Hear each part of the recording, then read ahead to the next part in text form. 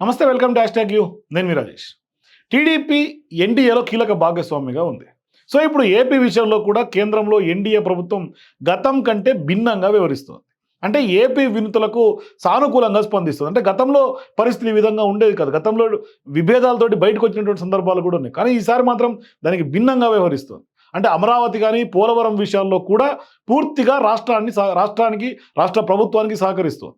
ఇప్పుడు టీడీపీకి తాజాగా బీజేపీ ముఖ్య నాయకత్వం నుంచి కూడా గవర్నర్ పదవి పైన కూడా ఆఫర్ వస్తున్నటువంటి పరిస్థితులు. అంటే దీంతో ఇప్పుడు ముగ్గురు నేతలు ప్రధానంగా ఈ పదవి కోసం గవర్నర్ కోసం పోటీలో ఉన్నారు. అయితే టీడీపీ నుంచి ఇప్పుడు ఈ పదవి కోసం చంద్రబాబు ఎవరు పేరును ఎంపిక చేస్తారనేది ఇవాళ ఆసక్తికరంగా మారుతుంది.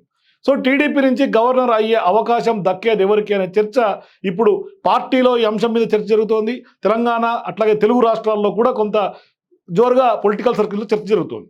ఎందుకంటే కేంద్రం కొత్త గవర్నర్ల నియామకం పైన తీవ్రమైనటువంటి కసరత్తు చేస్తుంది. అందులో భాగంగా టీడీపీ నుంచి గవర్నర్గా అవకాశం ఇవ్వనున్నట్లు కొంత సమాచారం. దీంతో ఇప్పుడు గవర్నర్ పదవి కోసం తమ పార్టీ నేతను చంద్రబాబు ఎంపిక చేయాల్సి ఉంది. సో ఇప్పుడు టీడీపీ నుంచి ఇద్దరి పేర్లు ప్రముఖంగా రేస్లో ఉన్నట్లుగా తెలుస్తోంది. చంద్రబాబు ఛాయిస్ రేస్లో సీనియర్ నేతలుగా ఉన్నటువంటి అశోక్ గజపతిరాజు, యనమల రామకృష్ణ ఉన్నట్టుగా తెలుస్తోంది. అయితే ఇప్పుడు తాజాగా మరో సీనియర్ నేత వరలరామయ్య పేరు కూడా తెర మీదకి వచ్చింది. దీంతో ఇప్పుడు ఈ ముగ్గురిలో చంద్రబాబు ఛాయిస్ ఎవరు అనేది తేల్చాల్సినటువంటి అవసరం ఉంది. సో అశోక్ గజపతిరాజు, యనమల తొలి నుంచి టీడీపీలో కీలకంగా వ్యవహరించారు. అత్యంత సీనియర్ మెంబర్లుగా తెలుగుదేశంలో కొనసాగుతున్నారు. చంద్రబాబుకు తోడుగా నిలిచారు. గతంలో మంత్రులుగా, కేంద్ర మంత్రులుగా పనిచేసినటువంటి అనుభవాలు ఉన్నాయి. ఇద్దరు కూడా అసెంబ్లీ స్పీకర్లుగా పనిచేశారు. ఆర్థిక మంత్రులుగా వ్యవహరించారు. అశోక్ గజపతిరాజు కేంద్రంలో కూడా టీడీపీ మంత్రిగా కూడా పనిచేసినటువంటి అనుభవం ఉంది. ప్రస్తుతం ప్రభుత్వంలో ఇద్దరికి కూడా ప్రాతినిధ్యం లేదు. కానీ వారిద్దరి కుమార్తెలు టీడీపీ ఎమ్మెల్యేలుగా గెలుపొందారు. సో ఇప్పుడు అశోక్ గజపతిరాజు గవర్నర్ పదవి ఇస్తే యనమలకు రాజ్యసభ అవకాశం దక్కుతుందని కూడా పార్టీ నేతలు అంచనా వేస్తున్నారు.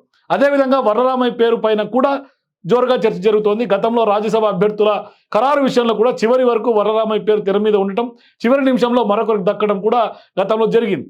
దీంతో ఇప్పుడు వరలరామయ్యకు ఎంతవరకు ఛాన్స్ ఉంటుందనేది తేలాల్సి ఉంది. సో ఇప్పుడు ఈ ముగ్గురి పేర్లనే చంద్రబాబు పరిశీలిస్తారా, అనూహ్యంగా కొత్త పేరుని కూడా ఏమైనా తెర మీద తీసుకొచ్చి ఎంపిక చేస్తారా అనేది కూడా కొంత స్పష్టత రావాల్సి ఉంది. గతంలో ఎన్డీ హయాంలో టీడీపీకి కొంత స్పీకర్గా అవకాశం వస్తే ఆనాడు చంద్రబాబు స్పీకర్గా బాలయోగి పేరు ఖరారు చేశారు.